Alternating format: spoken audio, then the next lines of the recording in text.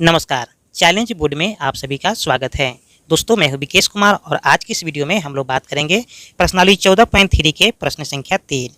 दोस्तों, यदि आप इस चैनल पर नए हैं तो एक लाइक कर दीजिएगा।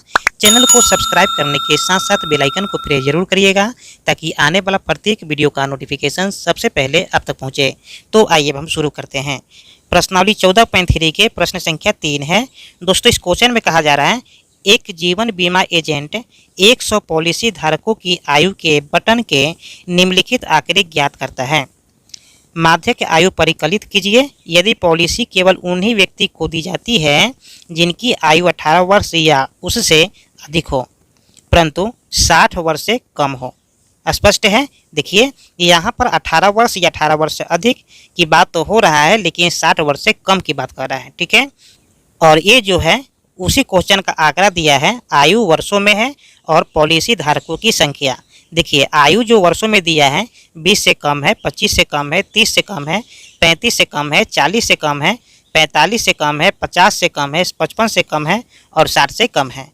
और पॉलिसी धारकों की संख्या में दिया है 2, 6, 24, 45, 78, ठीक है, 89, 92, 98, 100। ठीक है, चलिए, तो ये आंकड़े हमें दे रखा है और कहा जा रहा है माध्यक ज्ञात करने के लिए। ठीक है, तो ध्यान दीजिएगा कि यहाँ पर जो 20 से कम है तो हम यहाँ पर लेंगे 15 से 20, यहाँ पर 25 से कम है तो हम लेंगे 20 से 25, फिर यहाँ पर 30 से कम है तो हम लेंगे 25 से 30। ठीक है, और यहाँ पर पॉलिसी धारकों की संख्या है, तो इस आंकड़े में आप देख पा रहे होंगे कि 2 से शुरू हुआ है और लगातार वृद्धि होते हुए 100 तक आ गया है। मतलब ये है कि ये बारंबारता नहीं है, ये संचयी बारंबारता है। स्पष्ट है। अगर ये बारंबारता होता, ठीक है, तो ये लगातार वृद्धि नहीं करता, कहीं कम तो कहीं ज़्यादा होता। स्पष्ट है। तो हम क्या करेंगे, इस क्वेश्चन को सोल्व करते हैं। और ध्यान दीजिएगा कि प्रश्नावली 14.1 से लेकर प्रश्नावली 14.2 का सॉल्यूशन मैंने पिछले वीडियो में दे दिया है।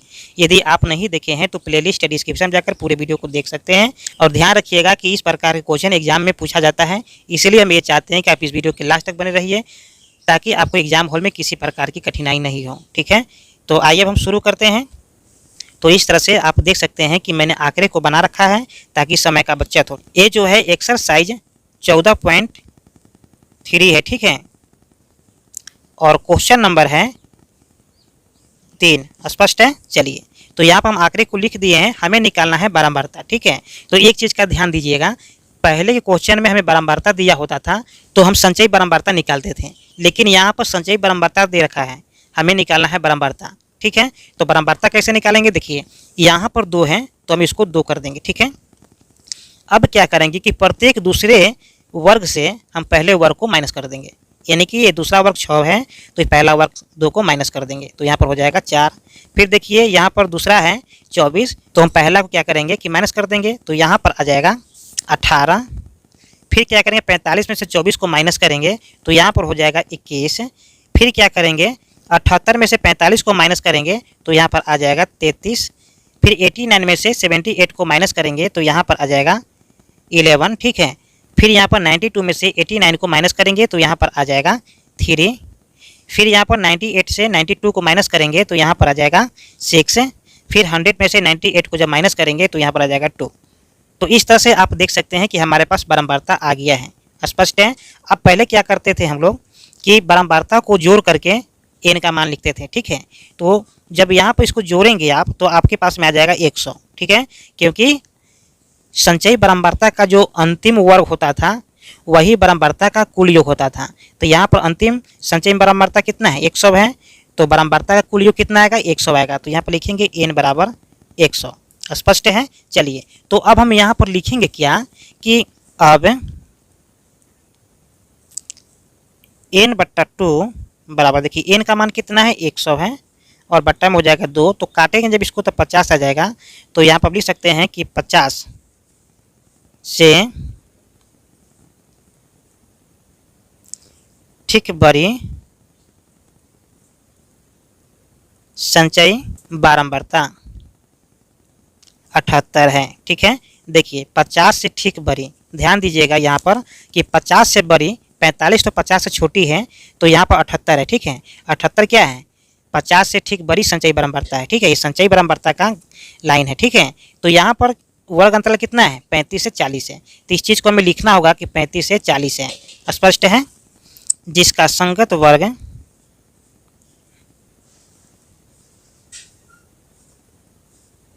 35 से 40 है। ठीक है, चलिए, चूंकि ये माध्यक वर्ग 35 से 40 होगा। ठीक है, चलिए, फिर यहाँ पर क्या निकालते हैं हम, एल का मान। ठीक है, तो यहाँ पर ध्यान रखिएगा, जो माध्यक वर्ग है उस माध्यक वर्ग की जो निम्न सीमा होता है वो मेरा एल होता है। तो इन सभी चीज़ों को लिखना होता है हमको। तो यहाँ पर हम लिखेंगे एल बराबर 35। ठीक है, फिर हमें निकालना होता है सी एफ का मान। तो ध्यान दीजिएगा कि सी एफ का जो मान होता है, यहाँ पर जो माध्यक वर्ग है, ठीक है, क्या है, माध्यक वर्ग है, इस माध्यक वर्ग के जस्ट ऊपरी वाली जो वर्ग है, इस वर्ग का जो संचयी बारंबारता होता है वो मेरा क्या होता है, सी एफ का मान होता है। आप चाहे तो यहाँ पर लिख सकते हैं सी एफ। ठीक है, तो सी एफ का मान कितना आ गया, 45 आ गया, 45। फिर हमें निकालना होता है एफ का मान। तो यहाँ पर देख सकते हैं जो मेरा माध्यक वर्ग है उस माध्यक वर्ग में जो बारंबारता है, ठीक है, यानी कि 33, ये मेरा क्या होता है, एफ होता है। स्पष्ट है। चलिए, तो इसको भी हम यहाँ पर लिख लेते हैं कि यहाँ पर एफ बराबर हो जाएगा 33। अब निकालना होता है हमें एच का मान। तो एच का मान होता है वर्ग अंतराल की लंबाई। तो इस तरह से आप देख सकते हैं कि 55 60 है, तो दोनों के बीच का अंतर कितना है, 5 है। फिर यहाँ पर भी देख सकते हैं कि 50 55 है, तो यहाँ दोनों के बीच के अंतर कितना है, 5 है। तो आप यहाँ पर चाहे तो एच बराबर 5 लिख सकते हैं। अब हमें लगाना है माध्यक का फॉर्मूला। तो यहाँ पर हम लिखेंगे कि माध्यक बराबर, देखिए माध्यक बराबर क्या होता है कि L plus n/2 minus C F है, बट्टा में हो जाएगा एफ है और गुने हो जाएगा एच। स्पष्ट है। तो एल का मान कितना है, 35 है, प्लस n/2। देखिए n/2 का मान कितना आया है, तो आप ध्यान दीजिए कि n/2 का मान आया है 50। तो यहाँ पर लिख देंगे हम 50 माइनस सी एफ का मान है 45 और बट्टा में क्या हो जाएगा एफ का मान कितना है, 33 है। फिर गुना कर देंगे एच से, मतलब एच का मान है 5। अब इसको हम जैसे ही सोल्व करेंगे तो माध्यक का मान आ जाएगा। तो यहाँ पर हो जाएगा 35 प्लस 50 प्लस में है 45 माइनस में है, तो यहाँ पर घट करके आ जाएगा 5/33 गुने 5। स्पष्ट है।